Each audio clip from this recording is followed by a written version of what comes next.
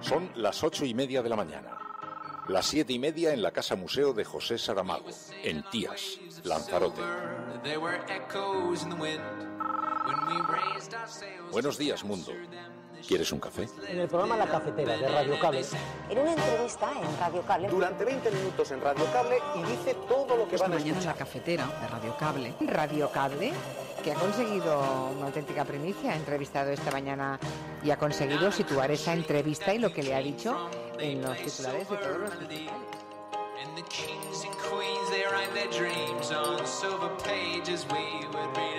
La Cafetera de radiocable.com. Dirige Fernando Berlín.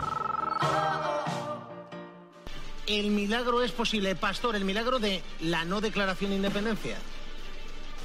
El milagro, que sería esa noticia que hemos contado, trasladaba de madrugada al gobierno de Mariano Rajoy una propuesta concreta: hacer elecciones, convocar elecciones a cambio de parar, entre otras peticiones, el 155, a la espera, por tanto, en el Parlamento, pero también en el Govern, en el Palau, de la respuesta que tendría que dar Moncloa a Mariano Rajoy a esa propuesta de hoy. El pueblo de Cataluña quiere constituirse en república independiente. Ustedes pueden hacer lo que quieran porque tienen mayoría y creen que pueden aplastarnos, pero yo les aseguro que nos mantendremos de pie y defenderemos nuestras instituciones con toda la dignidad y con toda la convicción. Porque lo que está en juego es la convivencia, el futuro y el bienestar de Cataluña. Le pedimos que tenga el coraje político necesario para hacer prevalecer los intereses de la mayoría sobre qualsevol otro interès. Un 155 que vol suspendre aquest propi Parlament de les funcions que té atribuïdes, amb total impunitat. I hi haurà qui encara s'atrevirà a dir que és per restablir la democràcia. Ens acostem a un tsunami de destitucions, intervencions, supressions i vés a saber què més. No ha pasado nada relevante. Desde entonces no ha habido más que ruido, solo ruido. Y no lo ha provocado este gobierno, que ha estado en su sitio y seguirá estándolo. Cada uno tiene que asumir las responsabilidades de sus decisiones. Saben que he estat disposat a convocar aquestes eleccions sempre i quan es donessin unes garanties que permetessin la seva celebració en absoluta normalitat. No hi ha cap d'aquestes garanties que justifiquin avui la convocatoria de eleccions al Parlamento. Cuando usted dice que no se pueden celebrar elecciones autonómicas con garantías, que ese ha sido su hilo conductor. La pregunta que nos hacemos desde el Partido Popular de Cataluña, pero también muchos catalanes y el conjunto de españoles, es, señor Puigdemont, ¿de qué garantías nos está hablando? ¿Garantías de seguir hacia adelante con el proceso de ruptura de Cataluña con el resto de España? ¿Garantías de que los presidentes de la Asamblea Nacional Catalana y de Òmnium sean excarcelados? Esas son las garantías democráticas. ¿Garantías de que el señor Mas pueda driblar a la justicia? ¿O quizás garantías como que se exija de manera totalmente inadmisible que la Policía Nacional y la Guardia Civil se tenga que marchar de Cataluña? ¿Usted le parece normal lo que han hecho en el día de hoy? ¿Usted le parece normal la vergüenza que hemos tenido que pasar todos los que queremos a esta institución, los que defendemos a esta institución, los que defendemos la autonomía de Cataluña? Ha sido realmente, señor Puigdemont, lamentable. Y para pararlo de rematar, o sea, para acabarlo de rematar, ni siquiera tiene la decencia de venir aquí y hablarle a los representantes de los catalanes. Sé que és difícil. Sé que potser, després d'haver-li fet l'elogi del dubte, ara l'estic convidant a un episodi molt truculent. Però jo, si vostè decidís anar-hi, jo l'acompanyaria.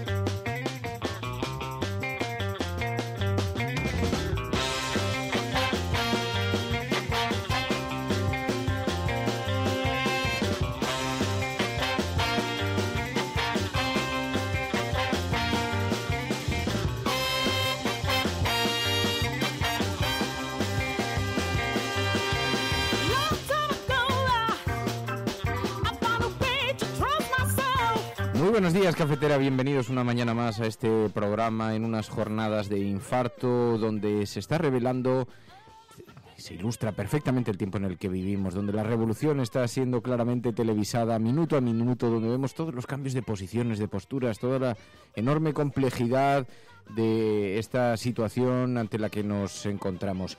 Vamos a tratar de ofrecer algo de luz, aunque, como digo, el panorama es tan enormemente cambiante que todo lo que está vigente a esta hora, dentro de una hora, puede quedar absolutamente desactualizado, pero vamos a intentar, en la medida de lo posible, por lo menos con los datos sobre la mesa, explicar qué es lo que ocurrió ayer, qué sucedió, qué posibilidades, qué panoramas se abren ante nosotros, qué expectativas podemos tener y, sobre todo, lo vamos a hacer de una manera sosegada, calmada, tranquila.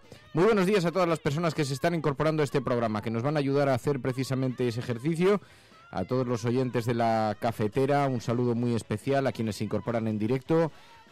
Son nuestro focus group, nuestro CIS particular con el que tomamos la temperatura a la ciudadanía y que además ya sabéis que se convierten en los analistas de cabecera de este programa. Jim Agoari, Lau, David Quirós, Sergio Ismael Ruiz, Percebeiro Gude, José Carlos, Antoni de Poquelín, Espe, Atisbo, José Espronceda, M. de Mar, Isabel, Miguel Ángel, Jode López, C. Seoane, bueno, tantas y tantas personas que, como digo, se incorporan a esta misma hora. Hoy vamos a hablar, además, tenemos alguna propuesta muy interesante. Vamos a hablar con Antonio Baños, ¿os acordáis? Fue cabeza de la CUP, cabeza de lista. Dimitió cuando no invistieron presidente Artur Mas, y ayer fue uno de los protagonistas indirectos de la jornada porque escenificó perfectamente a través de su cuenta de Twitter, y esto tuvo una gran repercusión en agencias de noticias, en los programas de televisión que pasaron esa imagen una y otra vez. Escenificó muy bien la decepción que se vivió durante unas horas en el seno del independentismo cuando se comenzó a insinuar que el presidente Puigdemont estaba dispuesto a convocar elecciones y había pactado algunos términos, alguna suerte de acuerdo con el gobierno central. Y Antonio Baños cogió la fotografía de el presidente Puigdemont, socio de gobierno de la CUP, y la colocó boca abajo en su cuenta de Twitter. Bueno, esa imagen tan simbólica, tan icónica, fue cambiando a lo largo de las horas, y en la medida que la posibilidad de ir a elecciones en lugar de declarar unilateralmente la independencia se iba poco a poco disolviendo, Antonio Baños iba girando esa imagen hasta que volvió a colocarse de pie, cabeza arriba, y pidió disculpas al presidente de la Generalitat. Bueno, le vamos a pedir a Antonio Baños que nos explique un poco esto, porque retrataba, como digo, muy bien el desencanto que se produjo durante unas horas en el seno del independentismo, y vamos a tener la oportunidad de hablar calmadamente con él para tratar de adelantarnos a los posibles acontecimientos, aunque esto ya digo que es realmente difícil. María Punto es, muy buenos días. Muy buenos días. ¿Qué tal estás? Bien, un poco expectante, sigo expectante, porque hemos visto una inmediatez de cambios de opinión, pues típico de Twitter, ¿no? Hemos ido a la velocidad de un timeline de Twitter y hemos ido cambiando de opinión políticamente. Los titulares que veíamos cambiaban rotundamente en 10 minutos. Era alucinante. Así que bueno, esperemos llegar a la calma y sobre todo qué va a pasar hoy, porque hoy... Bueno, y hoy vamos a hablar además de la justicia preventiva. Vamos a hablar de la película del Videoforum. Hoy es viernes, sabéis que los viernes proponemos una película, hay una semana entera para verla. Es una es un ejercicio colectivo entre los oyentes de este programa y nos ayuda también a no solamente a participar de esta acción colectiva, sino a buscar una mirada un poquito más allá dentro de la cultura cinematográfica y, bueno, que siempre tiene una visión así un poco sociológica interesante. Y en el caso de la película elegida para esta semana, fue elegida por uno de los oyentes y señalada con el dedo, es verdad, para que fuera la seleccionada. La película es Minority Report. ¿Sabéis que es una película... Minority. No nos dijeron que era Minority, pero yo no sé si la gente aquí lo dice, ¿no? Minority Report. Yo voy a poner detrás de los sacos terrenos que hoy la cosa viene como viene, señorita. Bueno, Minority Report. Bueno, una Minority Report, una película de ciencia ficción, año 2002, está dirigida por Steven Spielberg. Sabéis que está basada en un relato de Philip K. Dick, está protagonizada por Tom Cruise, es una película, bueno, básicamente de ciencia ficción, además con toda la grandilocuencia que tiene el cine de acción norteamericano, pero tiene un mensaje oculto francamente interesante. ¿Se puede prejuzgar a alguien antes de que cometa un delito? ¿Se puede detener a alguien cuando el delito solo está en su cabeza? Es el escenario que plantea es muy interesante, y por eso la propuesta nos parecía muy encajable, porque ahora cuando el 155 se inició la semana pasada, aunque todavía no se tenía certeza de que se fuese a declarar la independencia, ahora cada vez nos parece hipotéticamente que nos vamos acercando a ese escenario, pero bueno, la unidad de precrimen española se puso en marcha y lanzó ese artículo 155. Positivo, es Howard Marks. Señor Marks, por orden de la División Precrimen del Distrito de Columbia, le detengo por el futuro asesinato de Sarah Marks y Donald Dubin que iba a suceder hoy, 15 de abril, a las 08:04 minutos. No, yo no he hecho nada. ¡Sara! Su sombrero. Oh, Dios. ¡No me pongan el halo! ¡Sara! ¡Las manos en la cabeza! ¡Ayúdame! ¡No he hecho nada! Soy el oficial Scott de la Unidad de Respuesta al Trauma de la División Precrimen. Siéntese y escúcheme. Su marido ha sido detenido por agentes de la División Precrimen. Oh, Dios, Howard, no.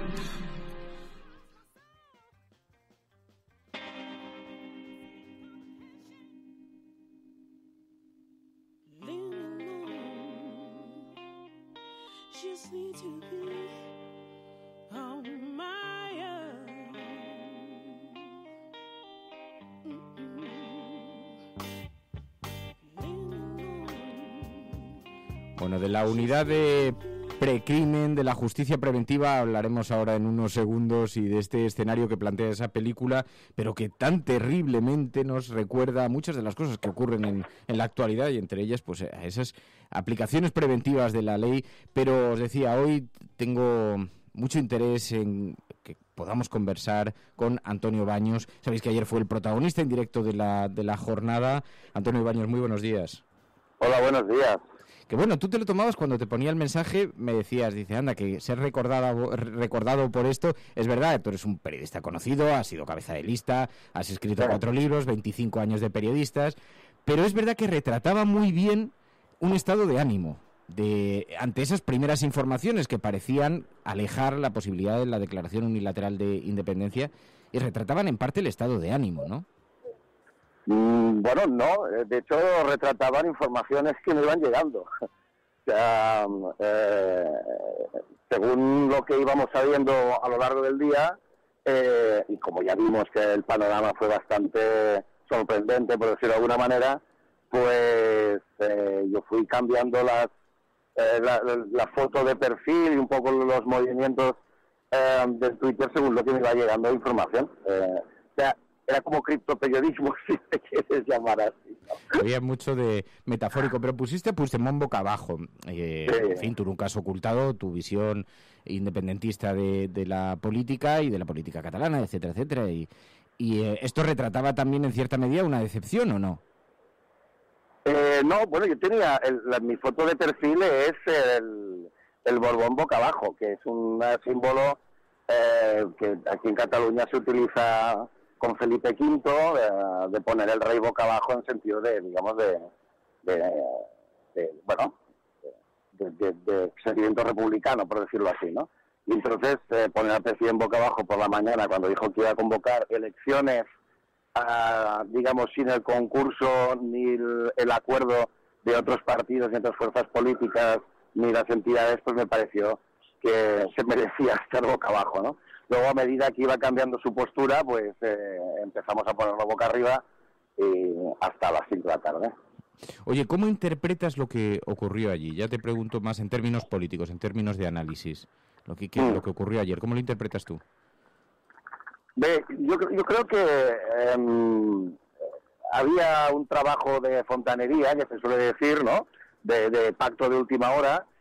Puigdemont en todo momento, como sabéis, también ha dicho que él apuraría la carta del pacto. Y yo creo que la esperanza que había era que si Puigdemont, interpreto en este caso, no estoy informando, estoy interpretando, que si Puigdemont planteaba de manera sólida unas elecciones autonómicas, es decir, unas elecciones normales, el Senado retiraría de manera también notoria el 155, ¿no? Y a partir de ahí, pues bueno, se abrió un escenario totalmente nuevo, que se podía compartir o no, pero que era una posibilidad, o que era la posibilidad que se había estado trabajando.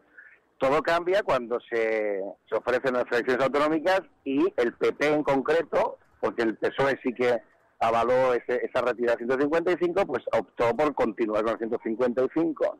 Y eso hace que Puigdemont diga, bueno, pues si yo estoy dispuesto a recibir críticas por las autonómicas, pero a cambio me van a aplicar el 155, pues entonces no merece la pena, ¿no? Eso sería un poco el relato visto desde fuera, ¿no? De lo que pasó. Retuiteaste a Gabriel Rufián, sí, que había tuiteado 155 monedas de plata. Sí, porque en esas horas de la mañana la decisión de ir a elecciones autonómicas no está consensuada con ninguna fuerza política. Por lo tanto, era un acto unilateral que el presidente de la Generalitat tiene la potestad. De hecho, es la única persona que puede convocar elecciones, es él. O sea, que desde un punto de vista legal, él podía convocar elecciones, pero en la reunión de la noche anterior, que duró 7 horas y que acabó a las 3 de la mañana, no se había acordado nada de eso, ¿no? Por lo tanto, cuando alguien toma una decisión de espaldas, digamos, a sus socios de gobierno y a la sociedad que le ha llevado allí, pues hombre, te cabreas, ¿no? Yo creo que tanto Gabriel Rufián como yo sentíamos eso. Era la sorpresa y el estupor, ¿no? 155 monedas de plata viene a ser algo así como decir te has vendido. Sí. Yo puedo entender que desde el punto de vista de Puigdemont, él tenía unos contactos y unas informaciones que le hacían creer que esa jugada a primera hora de la mañana permitía en Madrid, digamos, a acabar con la tramitación del 155. Pero claro, como no lo dijo a nadie, pues tú entiendes que, bueno, que si esas cosas... Tú aparte, hay que tener una cosa, en Cataluña gobierna un gobierno de coalición, digamos, ¿no? De Esquerra Republicana, de PDeCAT y de independientes, ¿no? Que algunos vienen del PSC, otros vienen de Iniciativa, como es el caso de Romeva. Por lo tanto, en un gobierno de coalición uno tiene que informar antes de tomar decisiones, ¿no? Y eso, de hecho, no solamente fue Rufián. 2 diputados del PDeCAT, del partido de Puigdemont, dimitieron también, y la indignación fue bastante generalizada en todas las filas, ¿no? Quiero decir que nos despertamos con esa noticia sin que hubiera una previa, ¿no? Oye, en los callejones oscuros de los mentideros de la corte se habla mucho de la... ¿Existe eso? No, nosotros utilizamos mucho ese giro porque desde fuera nos lo han dicho muchas veces. Allí en la corte y tal, entonces lo utilizamos mucho, pero es verdad que siempre existen los callejones oscuros y existe la corte. Cuando vaya a Madrid... Me encantaría que me llevaras a los mentideros oscuros de los Yo te llevo, tonto. No, me han parecido muy sugerentes. Sí, no, te diré que... bueno, quizá no existen como con capa y sombrero, pero hay lugares donde, en fin, los famosos corrillos, los desayunos, las cenas, tal, donde se producen estas conversaciones y donde muchas veces se obtienen estos inputs, ¿no? Pero se hablaba mucho de la hipotética negociación entre Puigdemont y el gobierno, en la que habría solicitado alguna suerte de inmunidad, tanto personal como para los Jordis, a cambio de convocar elecciones. ¿Esto qué tal te suena a ti? Pues lo he leído, como dijo Felipe González en su tiempo, me he enterado por la prensa, digamos, ¿no? Hombre, evidentemente, si hubiera una negociación, uno entiende que debía haber unas condiciones a cambio de otras, porque por eso se negocia, ¿no? O sea, dio hago esto a cambio de que tú hagas lo otro, ¿no? Lo que no sé, evidentemente, son las condiciones ciertas.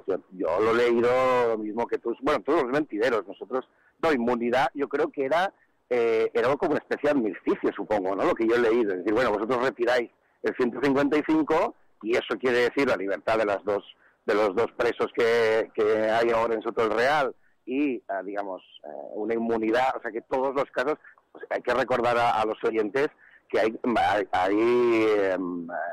centenares de alcaldes investigados en este mismo momento, que hay querellas en marcha, que serán que está la querella contra Trapero por sedición. Me explico, ¿no? Es decir, hay procesos que afectan a centenares y centenares de personas ahora mismo en Cataluña. O sea, no era la inmunidad personal entiendo, que no era la inmunidad personal de Puigdemont, sino de los centenares de causas que están abiertas y que lo que pasa es que como van lentas, digamos, no son noticia, ¿no? Pero hay esos centenares de alcaldes investigados y cargos públicos. Se detuvo a 14 cargos públicos el día 20 de septiembre, por lo tanto yo quiero entender que lo que se trataba es decir, bueno, vamos a intentar que todas esas causas o se paren, o no sé, digamos que Fiscalía las pare a cambio de...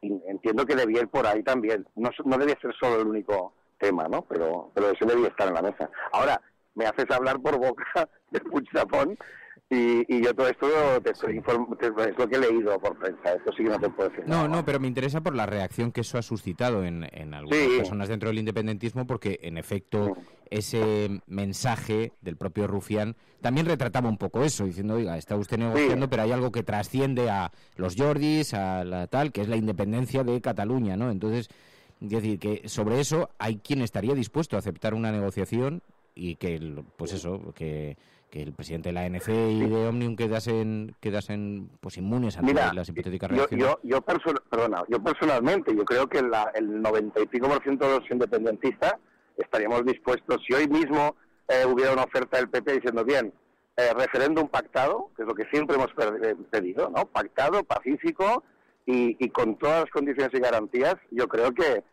firmábamos todos, ¿no? Un referéndum pactado y evidentemente los dos presos en su casa, que es donde debe estar la gente, ¿no? Pero creo que el pacto sí que es posible, digamos, ¿no? Y pasa por lo que siempre se ha defendido desde aquí, que se vote, ¿no? Lo que pasa es que es evidente que ayer el PP optó, yo no sé si por réditos electorales muy cortoplacistas o porque su idea del Estado va a ser esta, es decir, bueno, ya que nos lo han puesto en bandeja, vamos a recentralizar y vamos a cargarnos las autonomías, yo no lo sé, pero sí que han optado por una medida de no bajar del burro y no querer negociar nada, ¿no? No, que las aspiraciones son esas y que habría un hipotético escenario también de negociación con un referéndum pactado. Eso lo sabemos, pero no parece, desde luego, que por la parte de Madrid haya ninguna intención, vamos, está absolutamente fuera de la discusión. Pero, sin embargo, es verdad, en esta suerte de restauración que puede provocar la aplicación del artículo 155, yo te pregunto, porque a mí una cosa que me sorprende, yo en Cataluña me he encontrado a gente extraordinariamente brillante, y lo he defendido estos días en el programa, extraordinariamente cualificado. Alguno hay. No, es verdad, pero dentro de eso me sorprende mucho la ingenuidad de las consecuencias de este movimiento, porque el 155 puede ser un retroceso de 30 años de negociaciones sistemáticas, dificilísimas, complejas.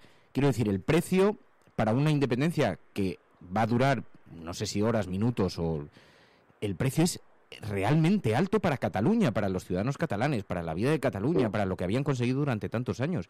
Y me da la impresión de que es como un mal menor, ¿o lo interpretáis así? Sí, en fin, lo de la inocencia la perdimos el 1 de octubre, ¿me entiendes?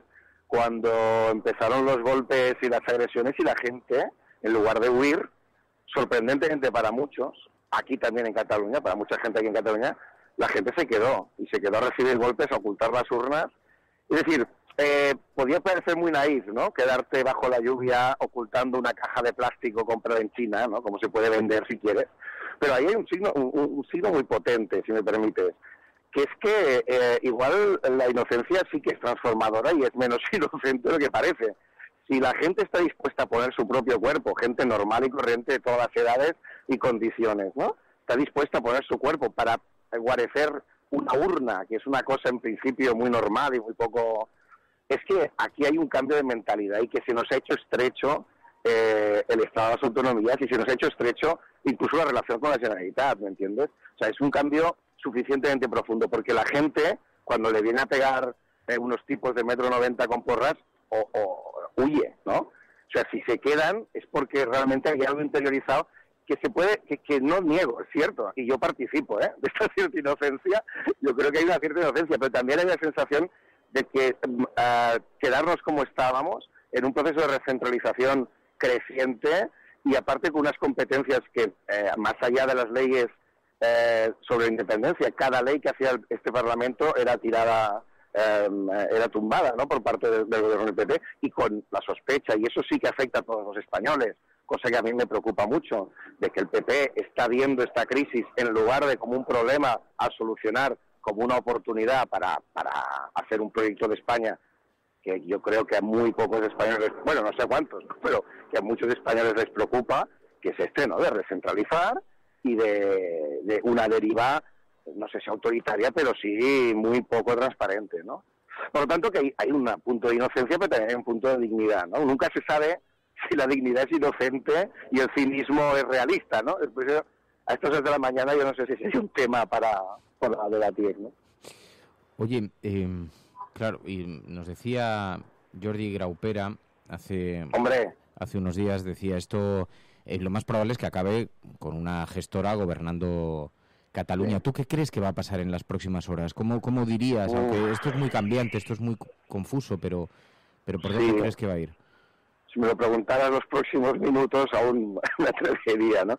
No, lamentablemente, y no alegra a nadie, yo creo que el gobierno del PP va a aplicar el 155 y yo creo que de manera no ejemplar, sino ejemplarizante, me temo, ¿no? Es decir, para aviso a navegantes de que aquí está alumbrándose una nueva relación entre el Estado y las autonomías, y es una relación de absoluta dependencia. Entonces, intentar gobernar un territorio, si el territorio no se deja gobernar, es totalmente imposible. No, hay más de 200.000 funcionarios en Cataluña, es una sociedad compleja, moderna, interconectada con España y con el mundo. Tú no puedes enviar un virrey como si fuera el siglo XVI y querer controlar todo, todos los días, en todos los lugares del territorio. Por lo tanto, 155 es un fracaso práctico. Aparte de un error político, es un fracaso práctico. No se puede gobernar a la gente del siglo XXI si no quiere, ¿no?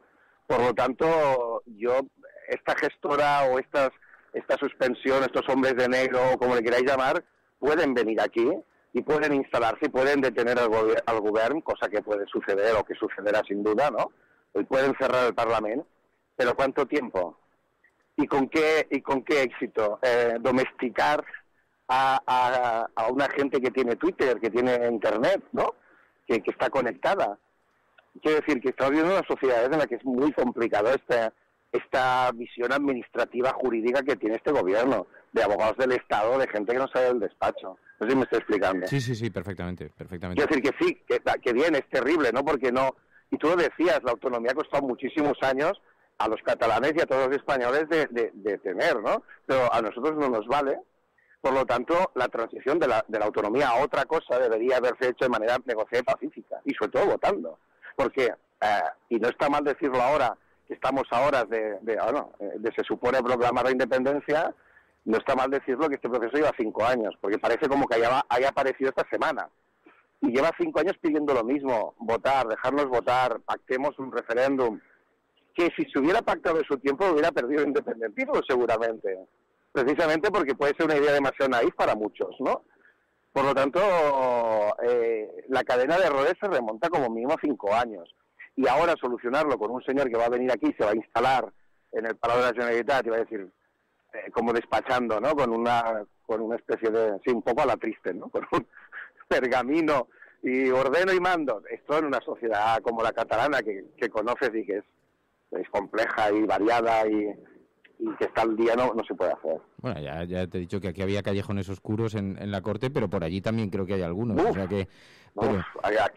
Aquí hay de todo también. Pero fíjate que, y esto en términos de gobernabilidad, es verdad, incluso en fin, con una cierta sensatez, es muy improbable que se pueda mantener unos márgenes por muy dura que sea la aplicación, por mucho que se ordenasen las detenciones, por mucho que esto se llevase a un nivel, es muy difícil eso. Pero sin embargo puede tener consecuencias. He visto que esto no le dabas mucha importancia o hacías una crítica casi desde la izquierda, pero puede tener consecuencias para el tejido productivo, para las empresas, para el trabajo de la gente, para la capacidad adquisitiva, no lo sé, para la economía, ¿no? Sí. Esto también es de izquierdas, porque esto también me llama la atención. Efectivamente, los lobbies a lo mejor no, pero al final que la gente tenga, en fin, ganas. Sí, la incertidumbre nunca es buena ni de izquierdas ni de derechas. La gente quiere vivir tranquila, incluso en Cataluña, porque no la imagen que se da de que aquí estamos abonados al caos y que nos gusta no es cierto. Los independentistas tienen hijos y familia y llevan a los niños al cole y quieren llegar a final de mes, y como todo el mundo, digamos, ¿no? Por lo tanto, la incertidumbre no es buena para nadie. Y los climas de incertidumbre se han creado de manera también intencionada, ¿no? Toda esta campaña de cambio de sedes de grandes empresas será para intentar crear el cambio de sedes, porque yo la Caixa, los cajeros están todos aquí. Es decir, yo el día que vea que la sede de la Caixa y un Zara me creeré que se han ido. Es decir, que todas estas fugas de empresas y tal son cambios domiciliarios con motivos políticos, que está bien, pero crean incertidumbre y eso es cierto. Por lo tanto, cuanto antes se arregle este problema, mejor. Y no se puede disipar la incertidumbre con palo, con garrote y tente tieso, ¿no? O sea, trayendo más policías y trayendo funcionarios del PP aquí, esto no genera tranquilidad, digamos, ¿no? Por lo tanto, yo creo que la solución siempre ha pasado por el mismo sitio, que es votar tranquilamente, ¿no? Sí. Y negociar algún tipo de solución, pero claro, no se ha querido en ningún momento, ¿no? Yeah. O no se ha sabido, eso saber. Antonio Baños, te agradezco muchísimo, Antonio, de verdad que hayas atendido esta llamada y la amabilidad. Sí, un placer. Escuchar a la gente.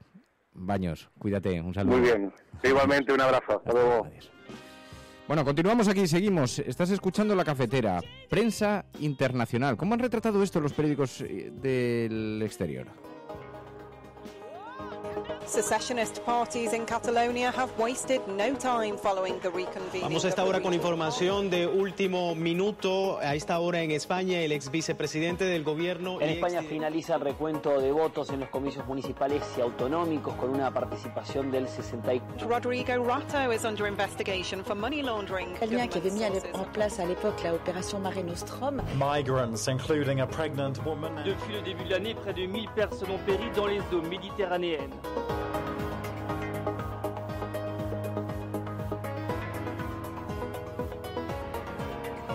Bueno, y le hemos pedido esta semana hoy a Pilar que de una forma, porque están saliendo todavía artículos y de una forma casi disruptiva, de golpe improvisada, hagamos una lectura sobre la prensa internacional, porque sabéis que llevan algo de retraso sobre los acontecimientos de actualidad, así que le hemos pedido a Pilar de la Peña que nos acerque esos artículos que están apareciendo en la prensa internacional. Pilar de la Peña, muy buenos días. Hola, buenos días. Porque lo que sí que he visto es que los corresponsales sí manifestaban desconcierto, ¿no? Por lo menos en las primeras horas a través de Internet, eso se veía muy claramente, ¿no? Desconcierto y cierta esperanza, cierta sorpresa por el hecho de que pudiera resolverse así la crisis, porque hay que recordar que ayer por la mañana todo el mundo daba por hecho que iba a haber una declaración de independencia. Entonces, yo recuerdo, por ejemplo, Sandrine Morel de Le Monde decía, si te confirmas, va a ser un giro como de 180 grados en la crisis. Y había otro tuit de un corresponsal italiano, de Omero Chai, de La República, que decía, si realmente Puigdemont lo hace, es que era la única cosa sabia que le quedaba por hacer. Entonces, hubo un poquito esa sensación de esperanza, entre comillas, ¿no? de que podía haber esa salida para la crisis. Y luego lo que pasa es que lo que todos han destacado una vez que se han ido desarrollando los acontecimientos es el caos, la confusión y casi el fracaso. Es verdad que luego, a pesar de que a veces a la prensa internacional le cuesta un poquito de tiempo recoger lo que pasa en España, en este caso han sido bastante rápidos porque ya, como venimos diciendo estas últimas 3 semanas, todo el mundo tiene o un corresponsal o un enviado especial o alguien continuamente pendiente de lo que que pasa. Incluso hay varios medios que están haciendo seguimiento casi en directo. Ayer lo vi en The Guardian, en Le Monde, un poco para ver en qué desemboca esta crisis. Y en general lo que todos destacan después de lo que pasó ayer, primero es que la jornada fue caótica, fue muy confusa, es decir, se hablaba primero de las elecciones y luego al final pues se fueron retrasando. Al final incluso alguno decía, es increíble, es que ni declaración de independencia ni elecciones anticipadas. Hay un poco esa sensación de que cualquier cosa puede pasar, y también de que en cierta forma hubo un pequeño fracaso del independentismo. Por lo menos la CNN titulaba así, ¿no? Que había habido un tropiezo del independentismo en la jornada de ayer. También lo que la mayor parte de los medios internacionales destacan es que lo que pasó ayer parece abocar irremediablemente a España a tener que aplicar el 155 y a suspender la autonomía de alguna manera, que es lo que un poco está pendiente catalana. Están todos, pero como os digo, están todos bastante expectantes, sorprendidos y ya no saben muy bien qué comentar, qué decir. Hay bastante cansancio además entre los corresponsales internacionales que están cubriendo este tema, porque además denunciaban bastantes presiones, incluso bastantes ataques, tanto cuando están trabajando ahí en directo, pues en las manifestaciones, la gente bien porque les confunde con prensa española y les acusan de manipulación, les gritan, les insultan. Un corresponsal francés decía que una madre de familia incluso le había dicho que su tiempo estaba casi acabado aquí en Cataluña. En las redes sociales también les están atacando. Entonces es verdad que se denota bastante cansancio, a la vez que realmente esta es una historia que, como os digo, está teniendo tal impacto y está interesando tanto fuera que bueno, les está permitiendo pues salir mucho, ¿no? Y contar mucho y ser un poco los cronistas de lo que está pasando. A la vez todo esto se está prolongando durante días. Ha habido mucha polémica en torno a la prensa internacional, tantos días históricos, entre comillas, que parece que se vive cada día, es el último, el más histórico, pero luego... Sí, algunos hacían bromas con esto también, ¿eh? Los corresponsales están igual. Y además han sido el epicentro de polémicas que se repiten todos los días sobre la posición de los medios de comunicación internacionales, si está estimulando en parte las ansias independentistas, decían desde el gobierno, justificando su relato, etcétera, etcétera, pero hacías una selección de artículos, los 7 artículos que demuestran la independencia de la prensa internacional sobre Cataluña, ¿no?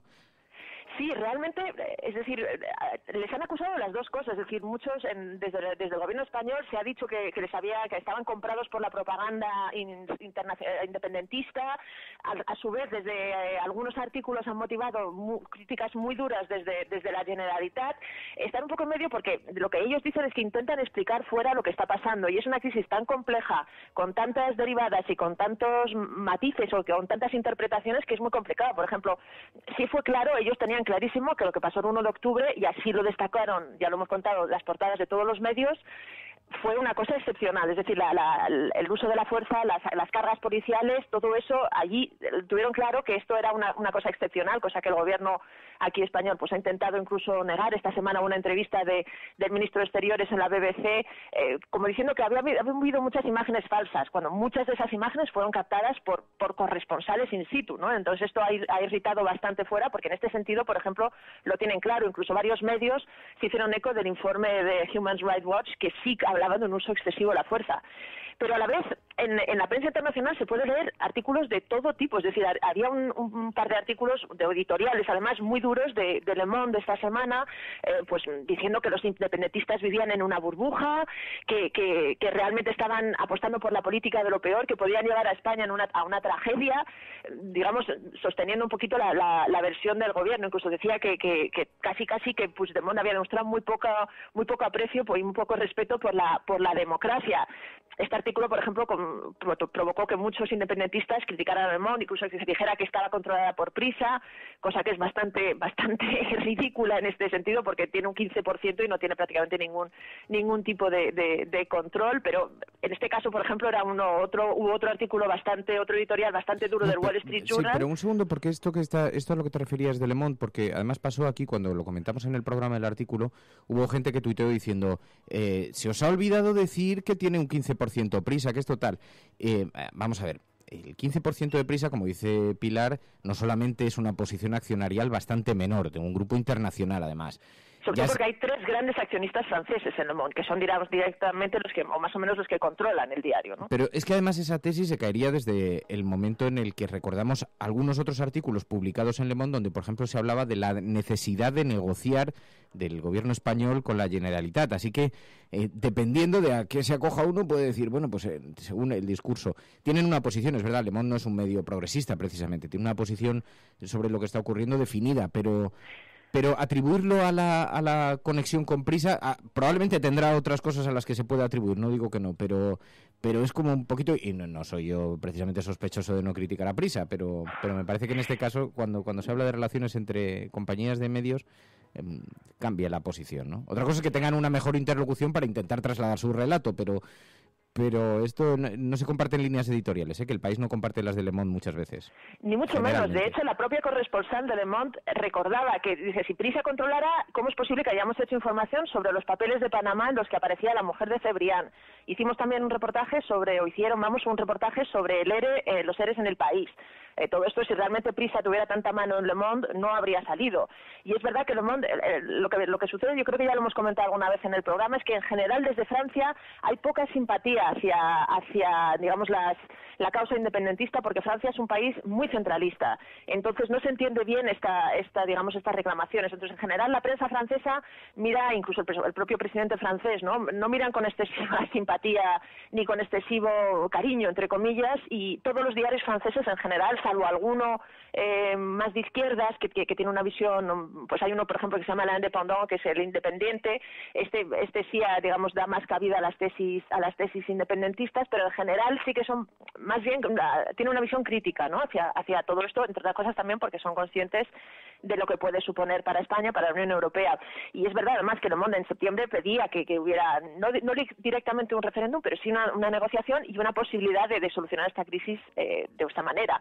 Ahora lo que pasa es que han hecho este último editorial en el que, bueno, se mostraban bastante duros y, entre otras cosas, también criticaban la visión que estaba intentando dar desde algunos sectores en Cataluña de que, bueno, España sufría un regreso de la dictadura franquista y que había represión, algo que consideraban que no era el caso ni podía sostenerse. Sí, pero bueno, como os decía también, decías que Le Monde no pedía directamente un referéndum, es cierto, pero hablaba de que el gobierno español debía, no sé si utilizaban la palabra ser sensato, volver a la sensatez o algo así. Que entrase en razón directamente, sí. Sí, pero hubo, en fin, un artículo muy, muy, muy intenso en el que sí que hablaban incluso de utilizar el modelo, no sé si era Quebec o... escocés, o sea, ellos decían y es lo que han venido sosteniendo otros medios como el New York Times. Un referéndum pactado, hablaban...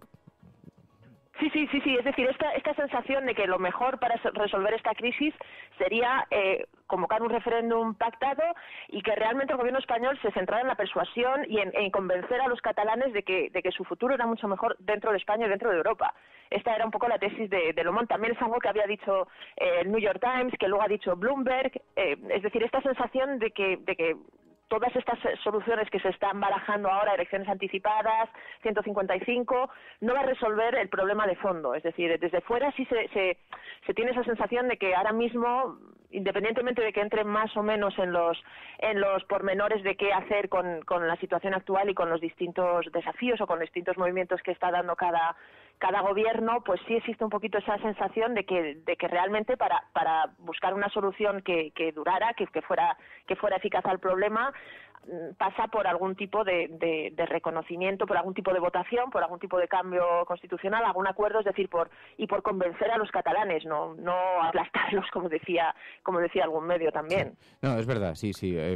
Hablaban de Rajoy debería seguir el ejemplo de Cameron y convencer a los catalanes de que sigan en España. Pero bueno, en efecto, este es un tema aparte, y perdona que te había interrumpido con esto.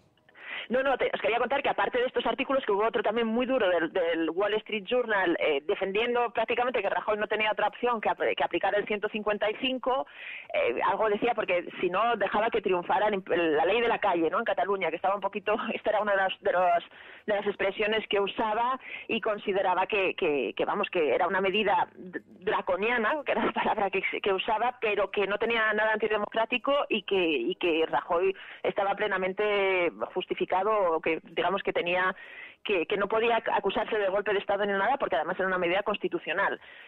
A la vez que lees esto, por ejemplo, en la BBC entrevistaron, por ejemplo, a la esposa de Jordi Sánchez y planteaban la cuestión de si eso no es un preso político.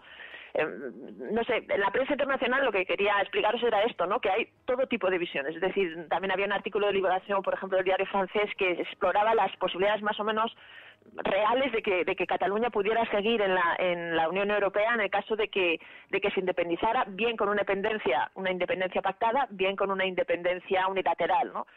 Se intenta analizar y se intenta explicar todo, más allá de los mensajes que más pudieran interesar al gobierno español, al gobierno catalán que se propaguen. Están un poco intentando dar una visión bastante amplia y bastante completa de la crisis, aunque yo os digo que últimamente están bastante desconcertados y no saben muy bien por dónde tirar, y están destacando un poco eso, ¿no? El caos y la confusión en que se está sumiendo toda la crisis.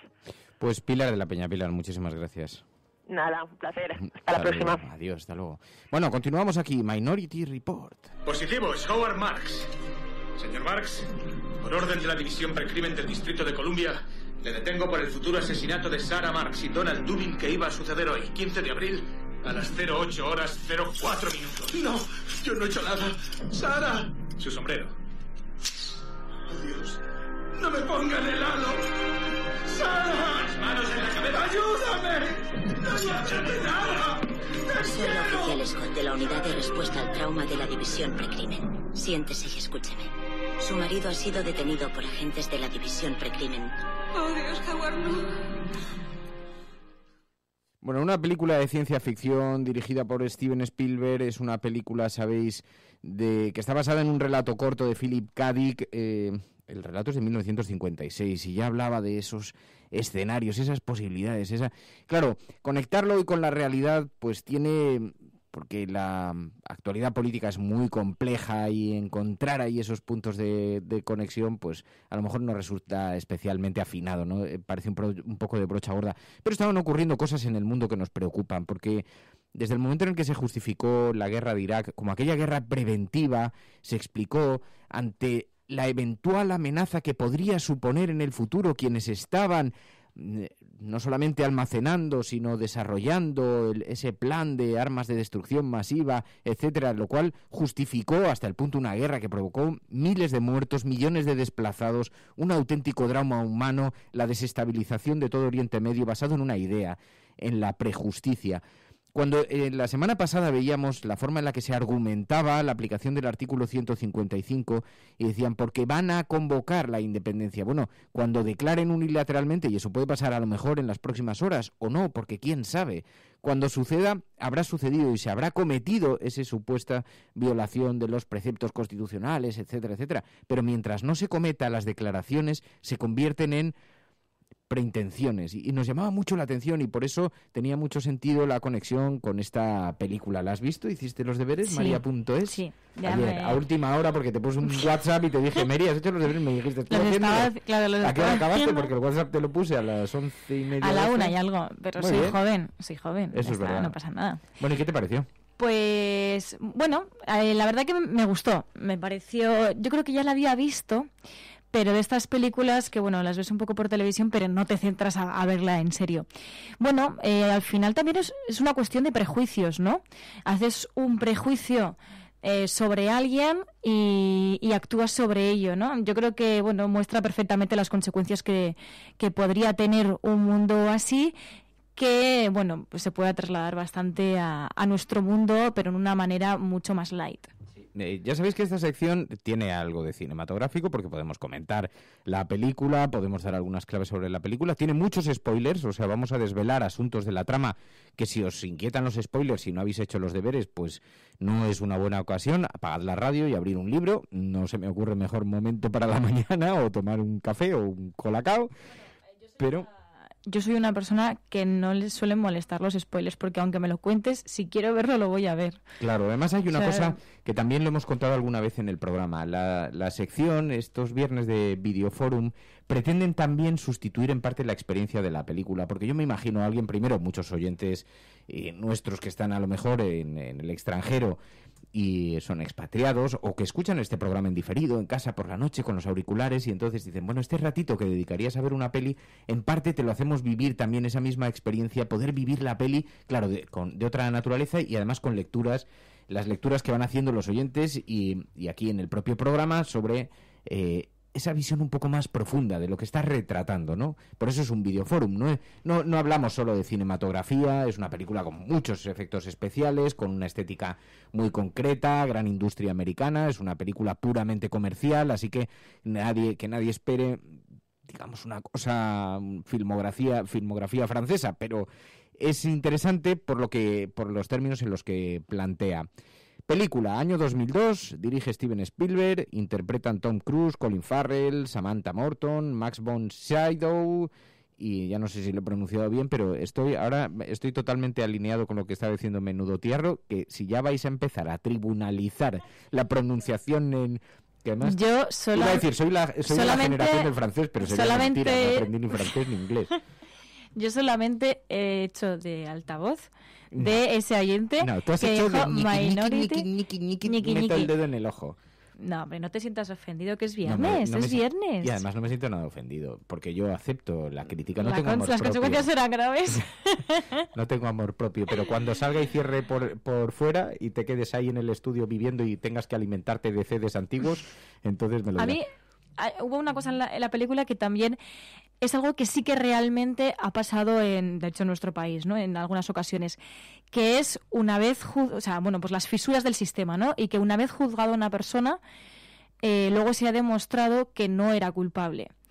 Y, ostras, esa parte en la que el propio protagonista se da cuenta de que hay fisuras en el sistema, de que él puede haber hecho que personas inocentes pues fuesen condenadas de esa manera, pues yo creo que relata algo que muchos hemos pensado cuando hemos visto en los medios de comunicación cómo se ha vuelto a hablar de un caso que finalmente pues se dio como erróneo y pues digamos que pues la vida de una persona pues quedó totalmente desamparada. Bueno, ¿qué os ha parecido a vosotros? 627-002-002, 627-002-002. Es el WhatsApp del programa, dejáis un mensaje unos 30 segundos con vuestra lectura y un pequeño titular en texto para que nos sirva a nosotros para saber y para organizar. 627-002-002, el teléfono de la cafetera, el programa de los oyentes. Buenos días, cafetera. Buenos días, Resistencia. La pregunta final es... ¿quién controla al controlador? ¿Quién tiene moralmente la capacidad de poder controlarnos en lo más íntimo? Y si una sociedad corrupta tiene derecho a controlar preventivamente y mentalmente, por muy culpable que seas de nada.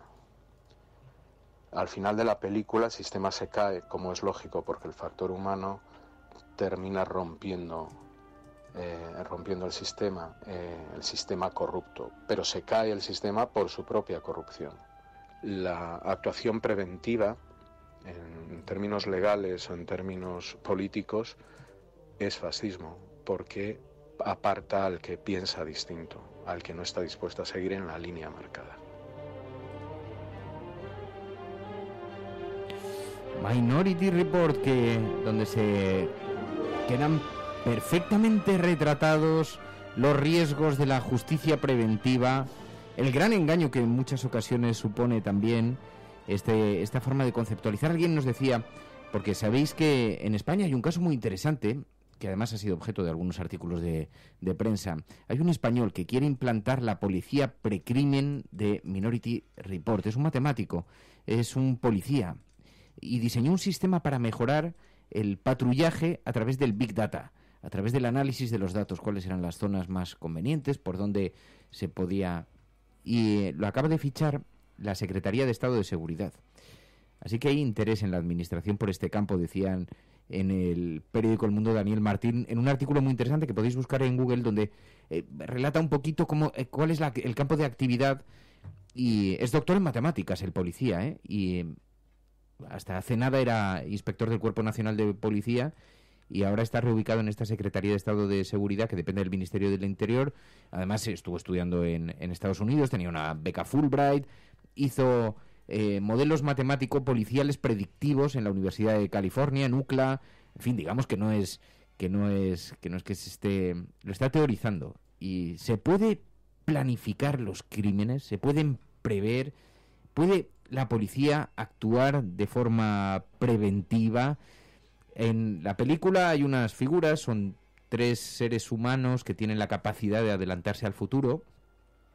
Son los llamados precog, que han sido secuestrados de sus familias, metidos en una piscina y entonces son alimentados a través de vía intravenosa prácticamente, y entonces con los pensamientos que generan y con las visiones que tienen, la policía establece actuaciones para intentar frenar crímenes, asesinatos y todo eso. Y hay un momento en la película donde se produce una conversación entre un fiscal que llega para investigar si es eficaz o no ese sistema y el protagonista, Tom Cruise.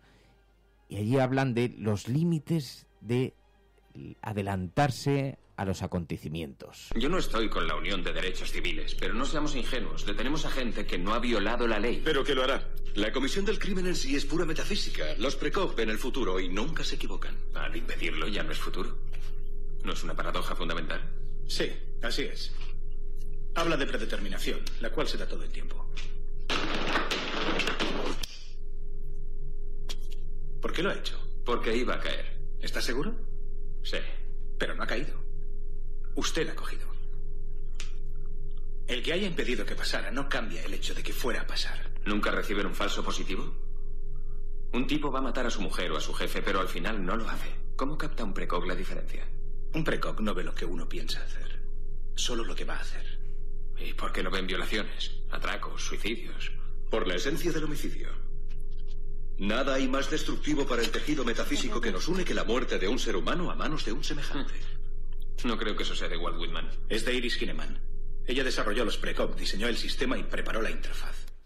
Así que fuera a pasar y no haya pasado no significa que no fuera a pasar. Esta duda que plantea, que a mí me pareció la clave de la cuestión, decía alguien, dice Tineviera en Twitter, dice, el planteamiento de la película es suponer por las visiones de Aramis Fuster que alguien puede hacer un asesinato. Claro, en los términos en los que lo plantea la película, habla de, pues eso, de paraciencias y cosas raras y de visiones y todo eso, sí. Pero, ¿y si lo hacemos en cuanto a previsiones matemáticas? ¿Y si le damos dogma de ciencia? Si decimos, se pueden prever algunas cosas, y eso, o incluso ni siquiera, en base a suposiciones, como ha estado ocurriendo con el asunto catalán, ¿no?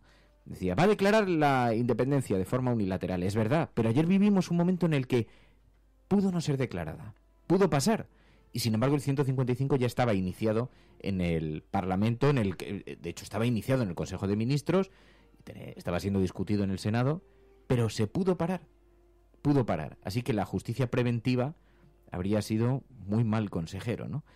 Y esto es, bueno, uno de los escenarios que plantea la peli.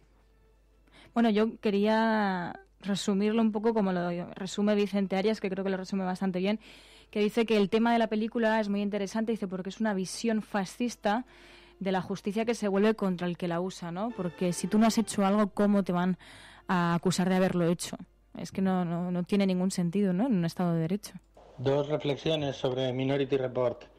La primera, el cómo es necesario construir todo un artificio, ese aparato con las bolas o los ordenadores de la novela, donde se construye toda la verdad a raíz de una interpretación de unos inicios confusos, de esas visiones confusas, que al final es lo que tenemos hoy con la prensa y con el relato del gobierno, en este caso, o de Puigdemont, por el otro lado, de qué es lo que va a pasar a raíz de esas visiones confusas. Y por otro lado, el que el poder siempre sabe cómo vencer a ese sistema y cómo utilizarlo en su propio beneficio. Tenemos al director de Precrimen, cómo ha utilizado el sistema en su propio beneficio para poder realizar un asesinato sin quedando impune, algo que también pasa aquí. El poder siempre sabe cómo utilizar el sistema.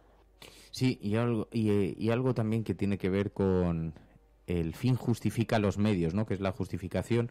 Hay el que inventó todo el asunto de los precogs y la investigación de los crímenes previos de antemano, del precrimen, es el dueño de la gran compañía, de la gran empresa, lo quiere extender al resto del país. Luego hay un conflicto, Tom Cruise perdió a su hijo porque fue secuestrado o desaparecido, o no queda muy desvelado en la película, y entonces Tom Cruise tiene una relación de estrecha confianza, porque Tom Cruise es uno de los principales detectives de esa unidad y tiene una gran confianza con el propietario de esa empresa, de ese sistema, que resulta ser el malo de la película. Y resulta ser el malo de la película porque para crear ese sistema secuestró y asesinó a la madre de una de las precogs. Bueno, toda la trama gira en torno a este asunto, pero hay un momento en el que descubre que los precogs se equivocan. En algunas ocasiones hay 3. Normalmente sus predicciones tienen concordancia, pero en algunas ocasiones hay discrepancia entre una de ellas. ¿Qué hace el sistema? Los descarta para que no se sepa. Aún así, se ha iniciado una cadena de acontecimientos que le llevará inexorablemente a matarlo. No, si no me acerco a él. ¿Cómo evitar a un hombre que no conoce? Así que no va a ayudarme. No puedo ayudarle, ni yo ni nadie. Los precog nunca se equivocan. Pero en alguna ocasión están en desacuerdo. ¿Qué? La mayoría de las veces, los 3 precognoscentes ven un acontecimiento del mismo modo, pero a veces uno de ellos discrepa de los otros 2. Cielo santo. ¿Por qué no me lo habían dicho? Porque esos informes en minoría se destruyen en cuanto ocurren. ¿Por qué? Es evidente que para que precrimen funcione no debe existir ni una sombra de falibilidad. ¿Quién puede querer un sistema de justicia que instile dudas? Aunque fueran razonables, seguirían siendo dudas. He colocado en halo a alguien que no era culpable. Yo solo digo que en alguna ocasión algún acusado de un precrimen podría haber tenido un futuro alternativo. ¿Y Burgess está al corriente? ¿Sabe de esos informes en minoría? Yo solía decirle en broma que éramos la madre y el padre de precrimen, y por mi experiencia los padres suelen ver a sus hijos como querrían que fueran y no como son. Porque Tom Cruise ha sido señalado por los precogs, le han visto en una de las visiones como el posible o el responsable de un asesinato que se va a producir en el futuro. Han tenido esa visión. Luego no está el asesinato. Luego él se ve envuelto en una cosa que aisladamente en las imágenes parece que es el responsable, pero se ve envuelto en fin, no quiero entrar en profundizar en la trama, que es complicada, porque le tienden una trampa, le hacen creer que la persona a la que va a matar es la persona que hizo desaparecer a su hijo, que se supone un pederasta, pero en realidad es un hombre contratado por el jefe de la empresa para tenderle esta trampa a Tom Cruise. Pero, bueno, ¿qué os pareció a vosotros? Hola, cafeteros, hola Fernando, hola María. A mí Minority Report es una película que me fascina mucho y voy a hacer de abogado del diablo porque seguro que todos estáis súper en contra del tema de capturar a alguien por un delito que todavía no ha cometido, que se prevé que va a cometer. Pero lo cierto es que, sin embargo, desde el ámbito de la criminología lo que se hace es eso, ¿no? Es intentar prevenir el crimen y estudiar qué causas o qué condicionantes sociales, culturales y económicos tiene una persona para poder convertirse en potencial asesino, en potencial agresor sexual, y qué personas pueden convertirse en potenciales víctimas e implementar una serie de políticas para evitarlo. En ese sentido, es como un tipo de política preventiva que se acerca bastante a lo que propone la película, con lo cual me hace entrar un poco en contradicción, porque yo creo que este tipo de políticas para prevenir que se produzcan una serie de situaciones injustas son necesarias, sin estar en absoluto de acuerdo con lo que plantea el film. Y además, fíjate, tienes razón, Carlota, en esto que dices, pero es verdad, por ejemplo, en la política, en la lucha contra el terrorismo ya se está empleando, y se emplea con mucha frecuencia, precisamente para evitar atentados, y los atentados no se han producido todavía. Claro, plantea dudas que son razonables, ¿no? Pero nos dice Broker, dice, cuidado, Fernando, porque la trama de la película es pura ciencia ficción, pero lo que dice el doctor en matemáticas de la policía es imposible de estimar, nos dice. Dice, porque así se llama en econometría, dice, si no hay series históricas previas que permitan analizar variables exógenas y endógenas que afectan al modelo, dice, es imposible de estimar, ¿no? Pero sí que es interesante que haya quien esté dispuesto a buscar fórmulas para adelantarse, pues probablemente, sí, estadísticamente sí que hay sucursales que reciben mayores números de asaltos, por lo tanto cambian las variables. Esto lo saben perfectamente las aseguradoras, cambian los precios y las variables de los seguros para ciertos lugares, o incluso las necesarias medidas de seguridad no son las mismas en una sucursal alejada, en un lugar, en una zona, digamos, conflictiva, sociológicamente. No es lo mismo que el riesgo que tiene una sucursal a lo mejor en la plena Gran Vía junto a una comisaría. Estadísticamente cambia, ¿no? Esto también, bueno, pues es una forma de adelantarse al hipotético cometimiento de un... Perdón, ¿qué ibas a decir? ¿No? Que me mirabas así con cara de... ¿A ti te parece bien? Lo veo muy peligroso. Yo igual es que soy, no sé, igual pienso que el mundo puede ser mejor y me equivoco, pero yo estoy con Juana Talavera, que dice: quien puede prevenir el crimen es la educación y no, bueno, pues la policía, ¿no? Hablando así un poco en general. Yo creo que, hablabas del caso del terrorismo, si algo hemos visto es que la educación, el entorno que está viviendo el potencial terrorista, depende muchísimo de que él sea terrorista o no, ¿no? Y lo hemos visto, y entonces si hay algo que puede atajar de raíz en sus máximas posibilidades, es la educación. La educación es la que puede hacer pues que una persona no llegue a robar, que no llegue a ser terrorista, ¿no? Sí que es verdad que también es pensar que la educación lo es todo. Tampoco lo es todo, lo es el entorno, lo es las situaciones económicas que tengas tú, ¿no? Porque luego vemos que mucha gente pues que roba una barra de pan es porque no tiene para comprarla, ¿no? Pero yo creo que en esto también habría que diferenciar entre muchos tipos de delitos, porque no es lo mismo. Supongo que puedes prevenir antes, pues eso, una cúpula terrorista y demás, antes que si una persona pues va a robar una barra de pan. Bueno, los Precon, los Minority Report, efectivamente decían: oye, lee la última frase que te decían, el matemático policía no está en ese campo, o sea, no es imposible calcular eso, os la están metiendo doblada. Y me decían: ¿por qué no lees esa frase? Porque es imposible meterla doblada. O sea, para mí es una frase que es imposible de utilizar, porque ¿qué significa meterla doblada? Así, en términos, o sea, utilizando la retórica. O sea, más allá de lo que supone y que hay que visualizarlo a las 9:43 de la mañana, 9:36 de la mañana, pero ¿qué significa exactamente meterla doblada? No quiero decir quiero decir, ¿cuál es el significado? ¿Qué es lo que querías decir exactamente? Entiendo que quieres decir, te están engañando, pero se podría haber resuelto así. Pero meterla doblada, o sea, tú piensa en la complicación, en la complejidad de lo que estás proponiendo a las 9:36 de la mañana. Dos reflexiones sobre Minority Report.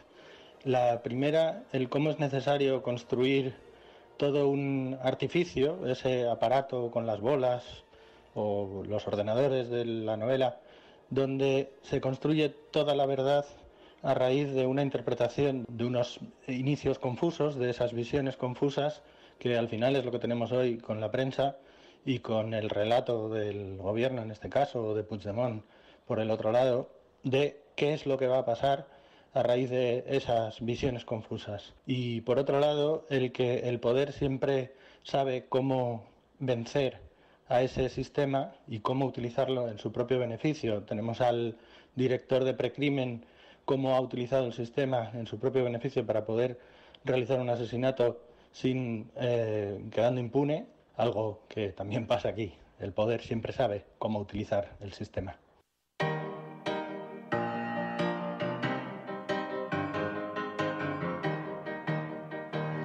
We were sailing on waves of silver, there were echoes in the wind. When we raised our sails to capture them, the ship was lifted up and in and they said,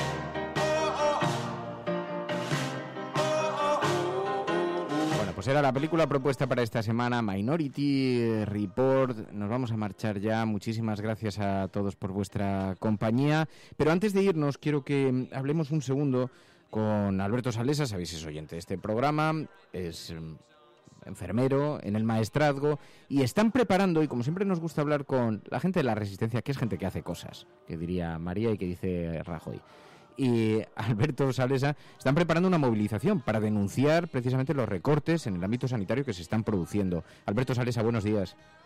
Hola, muy buenos días, Fer. ¿Y qué es lo que está sucediendo? Pues bueno, está sucediendo que desde hace 5 años la plantilla de médicos aquí en la zona se ha reducido prácticamente a la mitad. Bueno, prácticamente no, de 5 médicos se ha quedado ahora mismo en 2,5. Entonces la solución de la administración ha sido, en vez de buscar soluciones, cerrar las consultas de los pueblos. Y ha sido la gota que ha colmado el vaso ya, y es por lo que nos hemos puesto todos en armas. Os habéis movilizado con bastante buena acogida y dime qué es lo que vais a hacer. Pues vamos a juntar a todos los pueblos, sobre todo a los que se quedan sin consulta, los más afectados, en el Centro de Salud de Mas de las Matas. Hemos cogido como sitio un poco más icónico para denunciarlo.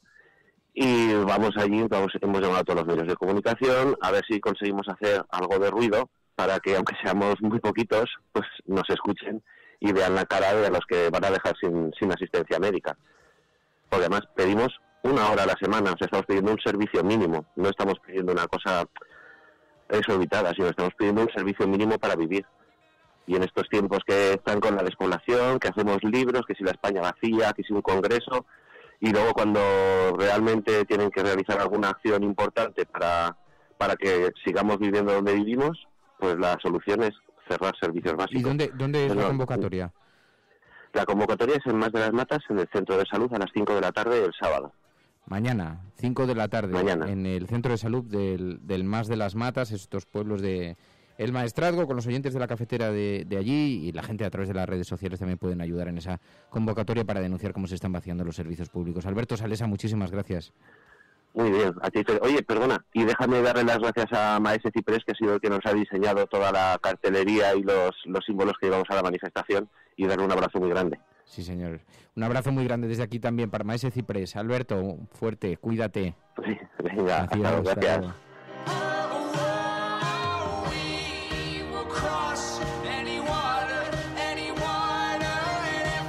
La gente de la resistencia que hace cosas, que se moviliza y que reivindica mejoras en su vida. Mucho ánimo. Mañana, 5 de la tarde, en el consultorio médico, en el Centro de Salud del Mas de las Matas, hay una movilización para reivindicar que no se vacíen los servicios públicos. María.es, muchísimas gracias, Mary. Muchas gracias a todos y a gente como Enfermeros Salesa, que sigue luchando por los servicios y los derechos de mucha gente. Esto es La Cafetera. Si lo estás escuchando, eres la resistencia y no estás sola. Buenos días, buenas tardes o buenas noches. Adiós, cafetera. Adiós, Mary. Adiós a todos.